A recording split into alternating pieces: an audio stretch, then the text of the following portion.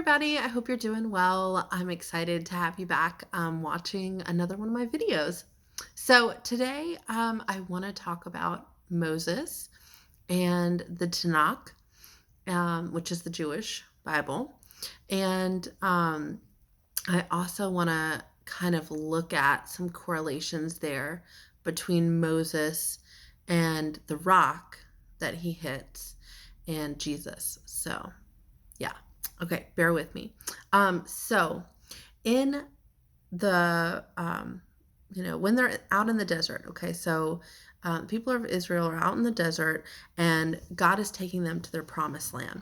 And so Moses is with them and there's this rock and they're all thirsty. God tells Moses to hit the rock.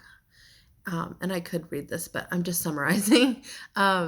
To hit the rock, and he does, and water flows forth, and the people are able to drink. Okay, so that happened, and then later in the story, in fact, in Numbers 20, we see that the people are thirsty, and there's a rock. And I don't know if it's the same rock. Sorry, I'm not sure if it's the same rock or a different rock. But anyways, and God tells Moses to speak to the rock and the water would flow from it. Okay. So, but Moses actually, he gets a little frustrated and he hits the rock. Okay. And he's kind of like, dang it, these people, they're whining and complaining and, whatever. So he hits the rock and he's a little, just not in the best mood apparently. And, that is very severe according to God. And I will tell you, I kind of for a long time didn't really understand that. Like, I remember asking Jamie after church one Sunday, there was a message about this. And I was like, it seems like that God's response was a little harsh, because God's response was that Moses, because he did that, would not be able to see the promised land. So after wandering in the desert for all those years, he never got to go into the promised land, and it was because he struck that rock. So again, it just seemed harsh to me, like, okay, can there not be a little bit of grace there, But the more I think about it, the more it makes sense. It was a very specific, there's two things going on. One, and probably more than that, but one is that he disobeyed God's orders. But the second is that God wanted that flowing of the water from the rock to be a sign to the people of Jesus.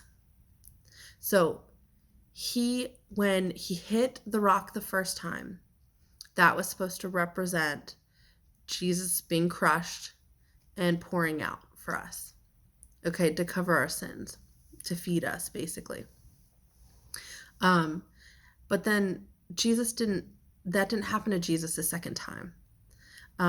Jesus wasn't supposed to be crucified twice, right? He was only crucified once. And it says in the New Testament, and this is actually confirmed by people that have studied crucifixions, physicians in modern age that have studied crucifixions and what happens to the body.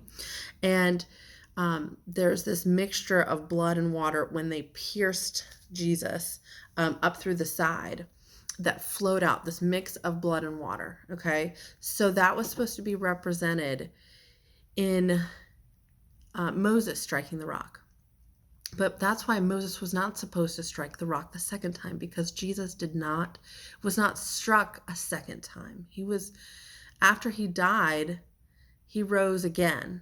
And so it's interesting that was like taken so seriously. But if you really think about it, it's because Jesus wanted it to be a picture that now all you have to do is speak to the rock. You just speak to the rock and forgiveness flows and life flows. You speak to Jesus and life and water flow.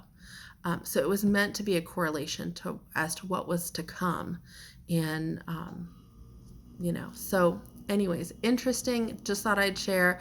Like and subscribe below if you're interested in more videos about the Bible, about faith, Christianity, ties between Christianity and Jewish Bibles and things like that. So like and subscribe. Thank you.